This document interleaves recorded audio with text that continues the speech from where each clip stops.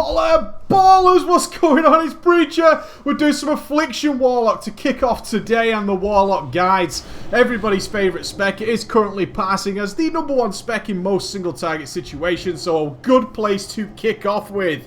Boom, let's get into it. Now, before we start this bad boy off, it's very important that I teach you something about dots. Affliction, currently known as Affli or the dot spec, is in fact the spec that involves, guess what? Dots. You've got 3 of them to manage. UA, you've also got Corruption, you've got Curse of Agony. In between that, we've also got Malefic Grasp and we've got Haunt. Now that's all very well and good, and we'll get to that in the sort of rotation section of this guide. But first of all, we need to understand how our dots work, because this will be a bigger DPS increase than anything else I can possibly teach you in this video. First things first, when you cast a dot, that dot does a set amount of damage when you cast it, okay? So dots actually take whatever buffs you have at the time, and then they apply it when you cast them. So if I cast them without any buffs on at all, I'll do the bare minimum amount of damage my dots will do, just as wearing my gear. Very simple. However, when I start using buffs, potions, cooldowns, bloodlust, all that kind of stuff, my dots get changed. But the dots that are currently on my target will not be affected until I recast them.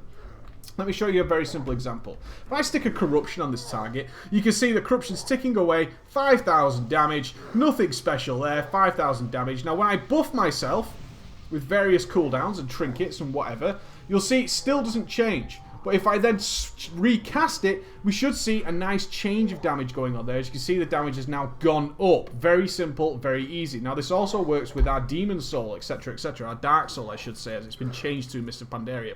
Any buffs we cast on ourselves need to be reapplied into the dots, okay? So when we're blowing all these cooldowns, and we've got raid buffs, we've got skull banners, we've got Stormlash totems, all that kind of stuff, we need to recast our dots, okay? If it doesn't matter how buffed you are, if you haven't recasted those dots, your dots will not get the benefit of it whatsoever. You also need to be aware that when you refresh your dots will then gain whatever stats you have at the time. So if I cast a dot that I'm super buffed, I cast a super Agony, I'm buffed to the teeth, I've got a really hard-hitting Agony ticking away. Through a talent called Pandemic, which we pick up at level 90. I'm just going to show you this right here. Pandemic, where are you? Pandemic, show your face. There it is, Pandemic. When refreshing your periodic damage effects, duration remaining on the new previous effect is added to the new one up to a maximum of 50%. Now, a lot of people are thinking to themselves, hell, that means I can refresh my dot midway through its cycle and I'm not going to lose any DPS. That is wrong. That is wrong. That is the wrong way to think about it. What Pandemic is saying is you can refresh this dot below 50% of its tick and you won't lose any dot ticks, okay? Dots tick every few seconds. You're not going to lose any dot ticks. However, if you have a super powerful Curse of Agony ticking away from the pull, you've had potions up, you've had bloodlust, you've popped your Dark Soul, all that kind of crazy stuff going on, and you think, hell, I'm going to refresh this nice and early so I can keep DPSing, but your buffs have worn off, then you lose so much time as that powerful dot, because not only does your dot need to have buffs on it when you cast it, but when you refresh it and you don't have any buffs, you will lose that super powerful dot and your new weaker dot will be applied, okay? So very important that you understand when you cast dots, it's based on whatever buffs you currently have. Whatever buffs you have right now, that's what your dots are based on. And it doesn't matter how buffed you get in the middle of a dot tick, unless you refresh it, it still won't matter. Another way of dealing with this we'll talk about in the rotation is via Fell Flame, but we'll talk about that then.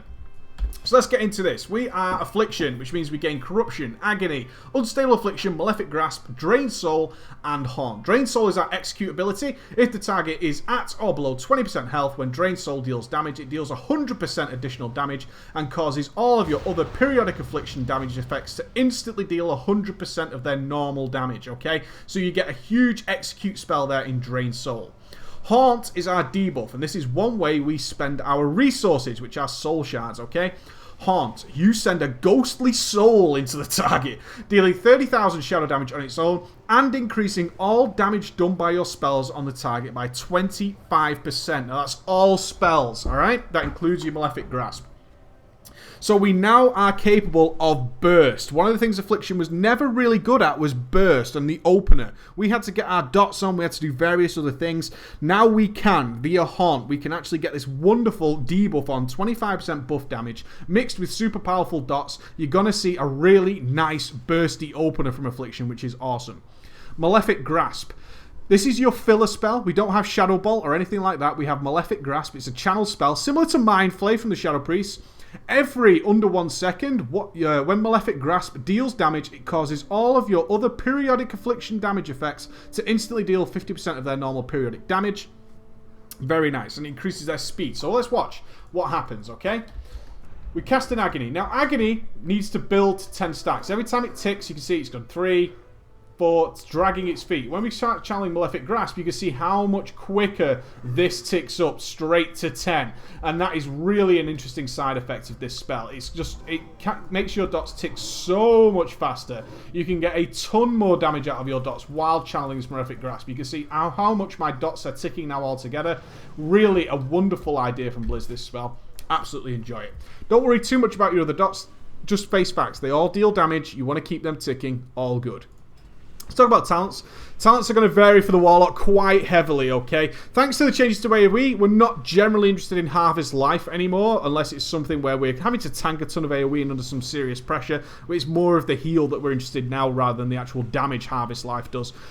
Soul Leech or Dark Regeneration are generally going to be the ones you pick up while raiding or playing your 5-man. Soul Leech is more of a constant incoming heal, very nice. Your Malefic Grasp, Drain Soul, Fell Flame or Haunt spells heal you and your pet for 20% of the damage dealt. A nice, steady income of healing. Dark Regen restores 30% of you and your pet's maximum health and increases all healing received by 25% for 12 seconds on a 2-minute cooldown. Very nice if we're going to get hit by that big smack in the face effect from some boss. He's really going to smash you to pieces at some point and you need instant healing and better topping up very, very quickly. Those are your choices. Again, at level 30, in general, you're going to roll with Mortal Coil because it's a 15% heal anytime you need it in PvE, okay? You can just fire it off and get a lovely heal, which is just fine. 61k heal straight off the bat from a Mortal Coil. 45-second cooldown. Are we moving? Do we need a little bit of a top-off in an emergency? Mortal Coil will help us out. Of course, Howl of Terror and Shadow Fury, just a variation of CC. Very nice with Shadow Fury on some fights to get that AoE stun. Can come in very handy. Again, you've got other choices of survivability. Warlock is super robust, guys. I can't even explain to you how much a Warlock can actually survive. It will survive for a very fucking time. You've got Sacrificial Pet. Your demon sacrifices half its current health to the shield. It's mastered for 200% of the sacrifice health. If you have no demon, your health is sacrificed instead, but you gain the wonderful effect of having an extra shield on top of you. Soul Link, when active, all damage and healing by healing you and your demon take is shared, but your demon's health is reduced by 50%. Recasting the spell cancels the effect, so be aware of that. It will cut your pet's HP in half. A pet, if you're using it, is a serious source of damage, so something you need to be aware of. Dark Bargain is what I particularly like. It prevents all damage for 8 seconds. When the shield fades, 50% of the damage prevented is dealt over 8 seconds. Can be cast while suffering from control impairing effects. A little bit of a PvP stuff to it, but the fact is we can soak some tremendous abilities and have a good chance at surviving if you're quick enough on the button. I like that kind of stuff. I also like Sacrificial Pact. Both of these are very, very nice. Again, we've got some other stuff here that's sort of survivability and moving around. Most people like Burning Rush, but it will also depend on your level 90 talents. Unbound Will tends to be the choice for raiders, okay? If you're raiding, very, very nice to pick up Unbound Will. Purge all magical effects, movement impairing effects, and all effects which cause loss of control of your character or demon. So very nice to clear really nasty dots, really nasty damage. Are we snared? Are we about to die? Very cool ability to get us out of there. Burning Rush drains 4% of your maximum health per second, so greatly reduced from what we saw in the beta to increase your movement speed. A nice little run speed increase, which can allow us to do increased DPS. This is one of the reasons I really like it. We can get to a new position much faster. It's not going to cost us a great deal of health. We generally don't want to move too much. And also then we can cancel it and we'll no longer have this 4% drain on our HP. Blood Fear is what it is. Instantly strike fear into the enemy, causing it to flee. Not really the best spell for PvE by any means, but that's the way it goes. We finally get some sort of DPS increase straight up. We either get buffed pets, we get the second demon, or we get to sacrifice our pet. Plain and simple, sacrifice is straight up the best one to use right now for single target DPS. Whichever pet you sacrifice doesn't matter a great deal, like Void Walker will give you slightly more HP and so on and so forth. The only thing you need to be aware of is you want to summon a pet, you get a 1 hour buff in this. So if I summon out my Fell Hunter right now, Grimoire of Sacrifice giving the best DPS increase right now, and then go ahead and sack his balls off. Bye-bye, sorry Thudim. And then we get this wonderful buff. Damage dealt by Malefic Grasp, Drain Soul, Haunt, and Fell Flame increased by 50% for 1 hour. This is straight up the best DPS increase. We no longer have to worry about our pets dying. Are they attacking the right targets? Anything like that. It's all on our own shoes. Really nice. Level 90, all dog shit in my opinion. These are some terrible fucking level 90 spells compared to the other guys. They're just not cool. They're not fun. You got Archimonde's Vengeance. Causing an enemy to suffer 25% of all damage you take, which is kind of cool, I guess, last 8 seconds. There are some points when you can get some really nice reflected damage. There's no doubt about that, which will increase your DPS. The passive of this is enemies who attack you suffer 5% of all damage they deal to you. This effect is disabled while it's on cooldown, and it has a 2-minute cooldown. Depends on the boss, alright? Depends on the boss. Can you get some nice reflect damage out there? Are you clever enough to use it in the right place? All that kind of stuff will generally determine whether or not you want Archimonde's Vengeance. Killjaden's Cunning, you can cast and channel while moving, okay? So this is what I roll with in my 5-mans. As you can see, I can cast Malefic Grasp while moving, which is pretty cool. No big deal at all. Movement speed is reduced by 15% while you do that. Unless you use it, you can just move. The passive of this is you can cast and channel while moving, but each cast reduces your movement speed by 15%, stacking up to 2 times. So be aware of that, okay? You really need to be aware of that. The other thing is, if you're like me, I ran into a couple of issues where I like to pre-cast before the boss. So I might be stood in front of a boss like this, and then I start casting my Haunt, and I jump to cancel it. It still casts because you've got Killjaden's Cunning. You need to be very aware of that to not cause ninja pulls. It can really happen far too fucking often. Is cancelling your spells needs an escape, okay? Otherwise, if cancelling your spell and trying to say jump to stop casting isn't going to do shit, as you can see there. It's not going to stop it at all. You're going to be ninja pulling like an absolute turd. The final one is Manaroth's Fury. Increase the area of your area of effect damage spells by 500%. Sounds awesome. There aren't that many occasions where this is useful for a number of reasons. One is that not everybody has such a spell, and when it comes to doing AoE, the tanks will work their balls off to get as many mobs into it as possible, which means you won't gain much benefit from 500% AoE. There are a couple of bosses where this is handy. The Grand Empress is one of those. She's got a lot of ads moving around all the time, being kited in various directions. Then maybe you're going to get a benefit from this one, but it's a little bit garbage. It's not great on the level 90 talents, guys, unfortunately, but pick whatever's best. Pick whatever you like. If you're going to be moving around a lot, Killjaden's Cunning. Is there some nice reflect opportunities? Archimonde's Vengeance. Very situational, Manaroth's Fury. But again, pack your tome to clear minds. Think about what you want. Let's talk about your glyphs. The glyphs that you're mainly going to roll with are Glyph of Siphon Life. Your corruption spell will heal you for 20% of the damage dealt. Lovely, wonderful incoming heal all the time. Very nice, especially if you're doing some live tapping. Glyph of Soul Shards, an extra Soul Shard. Usually you have 3. I have 4. This is very nice for setting up Burst. Really, really nice for doing that. Get that glyph. It's kind of mandatory. Not all the time, kind of mandatory. And Glyph of Soul Swap, especially while you're running your 5-man, so your Soul Swap leaves behind your damage over time spells. That's really handy. Really, really handy, okay? The other one I want to give a shout out to is Dark Soul. It's not great for Affliction, but your Dark Soul ability passively grants you 10% of the area's effects, but reduces the power of Dark Soul by 10%. Because we have so much burst coming from having 4 Soul Shards, and these Haunt buffs, and all the crap we get at the beginning of a fight, Dark Soul will be a negative impact for Affliction, but that is just for Affliction. We can use it elsewhere, and I'll talk about that in those guides. Okay. Let's talk quickly about your gemming and stuff. I want to spend a little bit of time on the rotation because there's some other spells I want to talk about. You're going to be looking for, very simple, getting your hit cap straight away, okay? You want to get your hit cap. You want to get up there as soon as possible. I'm almost there. You should be able to get it by reforging pretty easily. This is not an overgeared character by any means. It's 465. It's nothing mega special. You can see some very crazy little trinkets here. Nothing mega whatsoever. Get your hit cap. Then you're going to work on your haste a little bit, okay? Haste a little bit. You're going to be aiming for about 3,000 haste, okay? I'll put the number specifically in the background for you. Haste only benefits Affliction in one way, really, and that is to try and get extra ticks on our dots. That happens at certain haste points. Haste before that and haste after that don't have a great deal of effect. But once we hit that haste breakpoint, our dots will get extra ticks, which is a very, very nice DPS increase. But before and after that, we're not going to see much. So I'm going to put some haste breakpoints in the background for you. You can see those. Those are what you should be aiming for.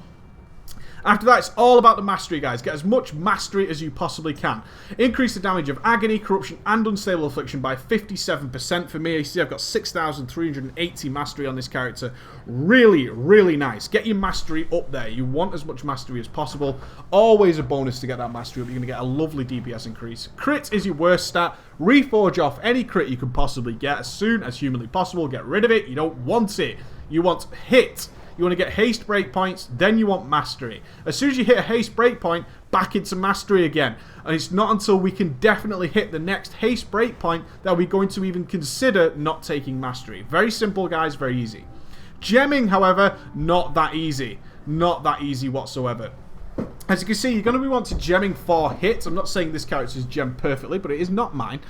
So what you're going to find is mastery.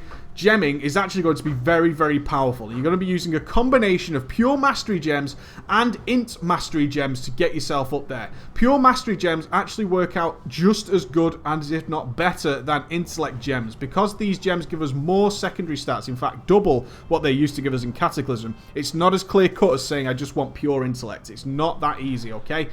For your Mater, still the Burning Primal Diamond, 216 intellect, 3% increased critical strike effect. That's exactly what you're after, okay? And then you will be in good shape to kick some ass.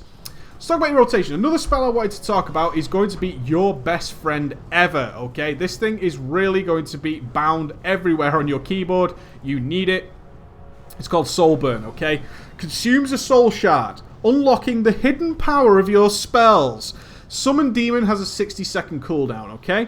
Affected spells are Summon Demon, Drain Life, Health Funnel, Curses, that's all of them, Demonic Circle Teleport, Seed of Corruption, Unending Breath, and most importantly, Soul Swap. Soul Swap. Very important, this, guys. Watch what you can do. Soul Burning your Soul Swap instantly applies all your dots. So we can Soul Burn very quickly, and look, I can multi-dot all these targets. You can see that? That's from my Soul Swap. Very, very easy, and that's from my Soul Burn. Remember, you're going to get more Nightfall procs. Let me show you Nightfall. Gives your Corruption spell a 5% chance to cause you to regain a Soul Shard. Now, when you are multi-dotting like this and getting tons of Corruption up, you're likely to get a lot of Nightfall procs like that. Couldn't have timed it better myself. There it is, that Nightfall proc. So it's worthwhile soul-burning soul swaps onto many mobs. Up to about 4 mobs, you're going to want to multi-dot the shit out of them. You really are going to just soul burn and soul swap everything. Be aware, you can balls up your soul swap. Let's say I soul swap to this one, and I want to then soul burn soul swap to this mob, but accidentally I click soul swap on here. I've now sucked in my soul swap, and now you'll find that your soul burn gets all kinds of fucked up. It's really very annoying. Something you need to be very aware of, okay? Just make sure you're binding that soul burn really nicely and making sure you're swapping those spells exactly as you want to be doing. Remember, if you soul burn the soul swap, you're not actually swapping the spells. You're using that soul burn to apply those dots straight away to another target. It doesn't involve the first target whatsoever. So, single target rotation. How do we open up as an Affliction Warlock? Well, after I spoke about the buffs to dots earlier, your general opener as your tank's running in is to get Haunt ready. Get your Haunt ready, fire it in, then you're going to soul burn your dots onto the target and get those ticking. Now, before you do that, you're going to fire off your Dark Soul. Remember, each one of the Warlock specs gets its own individual Dark Soul. So we get Dark Soul Misery, infuse your soul with the Misery of Fallen Foes, increasing haste by 30%. So when it comes to our pull, guys, the big thing you want to do is get that Haunt flying. Fire off your cooldowns, use your trinkets, use your Dark Soul, all that stuff, then apply your dots. Now start DPSing away, keeping Haunt on the target. Now what you're waiting for is for Bloodlust, all that kind of stuff, because we've still got all our buffs ticking. You see I've got Light Weave, I've got Flash Freeze. While they're all ticking away, we're actually waiting for any extraneous buffs to come onto us. When that happens, you have a couple of choices. When we're Bloodlusted, we've got all this stuff on, we want to make sure we've got the best possible dots on the target. So I'm just going to refresh these quickly. So we have a couple of choices now. If we've just done that opener, our dots will be wearing off. Now, there's two ways of doing the next phase. It's either to Fell Flame. Fell Flame is typically not something you want to use regularly. Will actually refresh the power of your dots. That's something you need to be aware of. So a lot of people like to get all the buffs they possibly can. I'm fully bloodlusted. I've got everything I possibly need.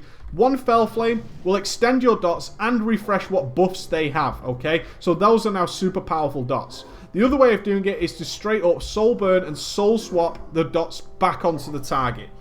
That way you get full duration dots. Remember, Fell Flame does extend your dots, but not by a great deal. Not by a great deal whatsoever. And the main thing you want to be doing is keeping those dots rolling. So it's entirely up to you. Personally, I like to soul burn and soul swap the dots back on there, get them up to their full duration.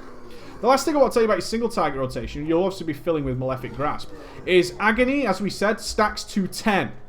Which means letting Agony fall off and reset to 1 is a huge DPS decrease, okay? Agony is the utmost important to not let fall off.